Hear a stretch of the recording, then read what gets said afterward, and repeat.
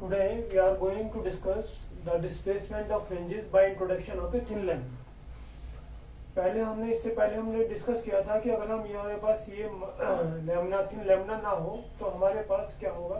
कि bright fringe centre पर बनता है और उसमें फिर ब्राइट डार्क फ्रिंजेस ऊपर नीचे इसके बनती है।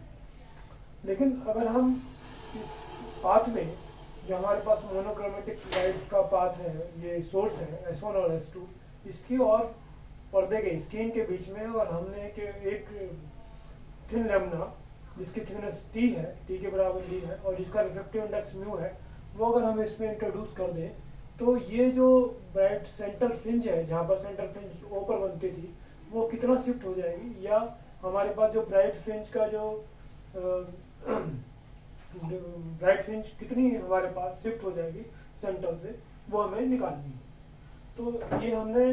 माना कि हमारे पास टू मोनोक्रोमेटिक सोर्स है S1 और S2, और सोर्सेज और स्क्रीन के बीच का जो डिस्टेंस है वो कैपिटल D है। ये हमने माना कि जो थिकनेस है लैम्डा की वो स्मॉल d है और इसका रिफ्लेक्टिव इंडेक्स क्या है, म्यू है। S1 से जो रेज हमारे पास चलती है और S1 से और S2 से जो रेज मान चलती है और स्क्रीन पर पहुंचते इस लैम्डा से जाते हुए P पर पहुंचती है, इनका जो पाथ डिफरेंस होगा वो ये हमारे पास पाथ डिफरेंस ये होगा, मान लिया S2Q is the path difference between the two rays. अब ये हमारे पास क्या है, हमने इसमें सपोज किया कि V नोट जो है वेलोसिटी ऑफ लाइट है इन एयर में जब जाती है तो V नोट है, और V1 is the velocity of light in lambda, जिसमें प्लेट में, जिसका रिफ्लेक्टिव इंडेक्स म्यू है। तो टाइम टेकन हम निकाल सकते हैं for the journey from S1 to P।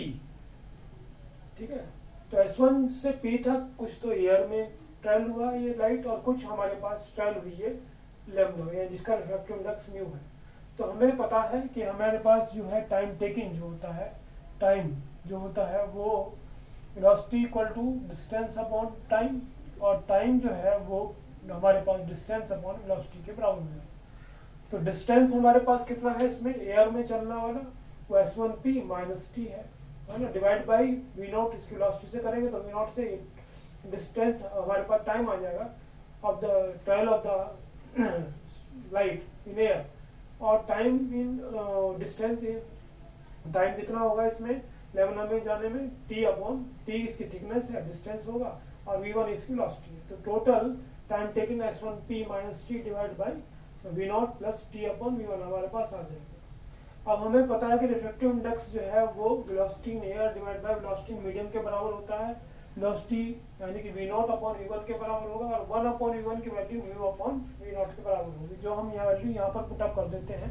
तो ये जो वैल्यू है वो इसके बराबर हो जाएगा S1P minus T divide by V not plus mu T upon V not के बराबर हो जाएगा।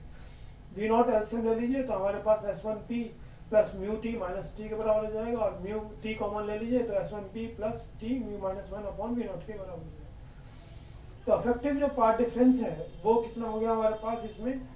S1P from S1 to P, जो S1P plus mu minus 1 into T के बराबर हो जाएगा।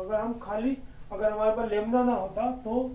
पाथ कितना ट्रेवल करता है, S1P के बराबर, लेकिन अब ट्रेवल कर रहा है S1P plus mu minus 1 into T। तो इसका मतलब म्यू माइनस 1 T पाथ जो है वो इंक्रीज हो गया। तो इफेक्टिव पाथ डिफरेंस, इसका जो इफेक्टिव पाथ डिफरेंस है इसका और इसका, वो हमारे पास क्या आ जाएगा, S2P में से, क्योंकि S2P तो खाली एयर में चलती है, तो S2P माइनस दिस, ये हमारे पास आ जाएगा S2P minus S1P minus mu minus 1 into T। यानी कि दिस, अगर ये हमारे पास इफेक्टिव पाथ डिफरेंस है, तो हमने जब ये प्लेट नहीं थी तब पाथ डिफरेंस हमने पहले केस में निकाला था कि when plate is not present the path difference हमारे पास क्या आता था, 2D divide by D into XN के बराबर आता है। XN क्या डिस्टेंस है, सेंटर फ्रिंज की P से दूरी, जहां पर ब्राइट और डार्क फ्रिंज बनती है। तो ये हमारे पास आया था। अब इफेक्टिव पाथ डिफरेंस क्या हो जाएगा, 2D upon capital T into XN minus, क्योंकि ये माइनस ऐड हो गया इसमें, तो ये minus mu minus 1 into T ये हो जाएगा इसमें। अब हमारे पास अगर यहाँ पर P पॉइंट पर ब्राइट फ्रिंज बनती है तो ये 2D upon D XN minus mu minus 1 T lambda के बराबर हो जाएगा, और XN की वैल्यू जो है ये हमारे पास ये इससे आ जाएगी। तो XN जो है हमारे पास ये सेंटर पॉइंट O से डिस्टेंस आ जाएगा P का, ये हमारे पास डिस्टेंस आ जाएगा। तो वह t इक्वल टू 0, अगर t ये 0 हो यानी कि ये हमारे पास लैम्डा ना हो, तो ये हमारे पास d/2t एंड लैम्डा आता है। जो पार्ट डिफरेंस जो पहले भी हमारे पास आता था वही पार्ट डिफरेंस अब आया है, ठीक है। तो ये हमारे पास जो है x0 की वैल्यू हम निकाल सकते हैं, यानी कि x0 क्या है, जो हमारे पास जो ये पॉइंट ये सेंटर फ्रिंज है O पर थी, वो कहाँ शिफ्ट हो जाएगी, O डैश पर शिफ्ट हो जाएगी। कब शिफ्ट हो जाएगी, जब हम इसको लैम्डा को पाथ में इंट्रोड्यूस कर जाएंगे। तो ये हमें निकालना है। तो ये कितना होगा, x0 दिस माइनस ये जो पहले हमारे पास जब एयर में था खाली, उससे सब्ट्रैक्ट कर दीजिए तो हमारे पास ये आ जाएगा। x0 is the O dash के बराबर आ जाएगी, और ये वैल्यू हमारे पास d/2d mu minus 1 into D, यानी कि जो सेंटर फ्रिंज है हमारे पास वो सेंटर O से कहाँ शिफ्ट हो जाएगी, O डैश, और O डैश की दूरी हमारे पास क्या आ जाएगी, x0 equal to d/2d mu minus 1 into T के बराबर आ जाएगी। ये जो वैल्यू है इंडिपेंडेंट ऑफ n के बराबर है। तो इसमें अगर हम ब्राइट फ्रिंज के लिए निकालें डिस्टेंस कितना शिफ्ट हो गया, या कितना फ्रिंज कितनी शिफ्ट हो गई, या डार्क फ्रिंज के लिए, तो उसमें क्या आ जाएगा, सेम ही आ जाएगा। क्यों, क्योंकि हमारे पास अगर हम ये ले लें डार्क फ्रिंज के लिए लें तो ये 2d/t D xn minus mu minus 1 D किसके बराबर हो जाएगा, 2n+1 या 2n-1 लैम्डा बाय 2 के बराबर हो जाएगा, ठीक है। तो उससे हम क्या नाम एक्शन की वैल्यू निकाल सकते हैं। और हमने जो पहले केसेस में निकाला था path difference for the dark fringe, उसमें से उसको सब्ट्रैक्ट कर दें जब हमारे पास t की वैल्यू 0 थी, तो उससे सब्ट्रैक्ट कर दें तो हमारे पास x0 की वैल्यू आ जाएगी विच कम्स द सेम। यही वैल्यू हमारे पास डार्क फ्रिंज के केस में हमारे पास आएगी, अगर डार्क फ्रिंज हम केस का ले तो ये हमारे पास which is independent of n है। तो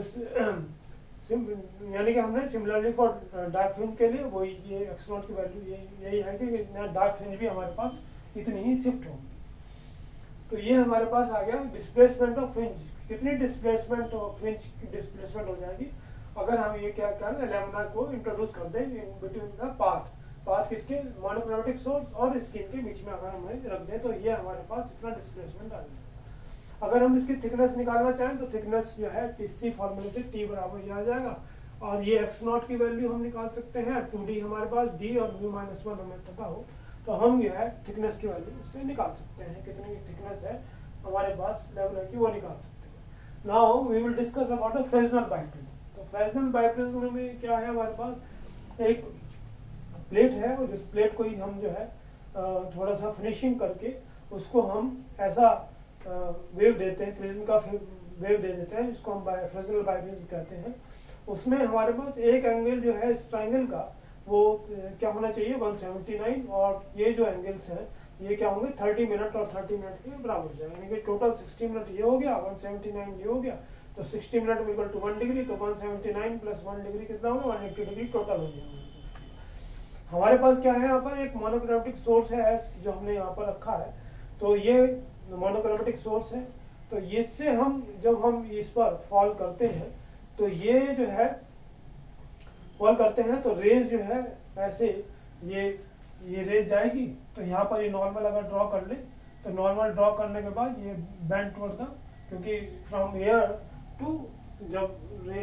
रेयर मीडियम से डेंसर में जाती है तो बेंड टुवर्ड द नॉर्मल हो जाती है, तो बेंड टुवर्ड द नॉर्मल हो जाएगी और ये रेज इधर चली जाएगी, और ऐसे ही ये रेज जो है बेंड टुवर्ड द नॉर्मल इधर जा जाएगी, ऐसे ही रेज यहाँ जाएगी वो बेंड टुवर्ड द नॉर्मल ऐसे जाती जाएगी, और ये हमारे पास ऐसे जाएगी तो बेंड टुवर्ड द नॉर्मल हो जाएगी। तो इसको अगर हम बैक मिलाएं दोनों को तो हमारे पास ये दोनों जो रेज हैं वो क्या कॉमन मिलती हैं S1 और S2 पर। तो हमें एक कोहेरेंट सोर्स से हमारे पास दो कोहेरेंट सोर्स S1 और S2 मिल जाते हैं। तो from the Fresnel biprism we can generate two coherent sources from with the help of the one monochromatic source. तो ये हमने जो डिस्टेंस है 2d लिया, और ये S1 यहाँ से सोर्स और स्क्रीन का जो डिस्टेंस लिया कैपिटल D लिया, तो इससे हम इंटरफेरेंसेस फ्रिंजेस ब्राइट और डार्क हम we can generate on the screen. Thank you.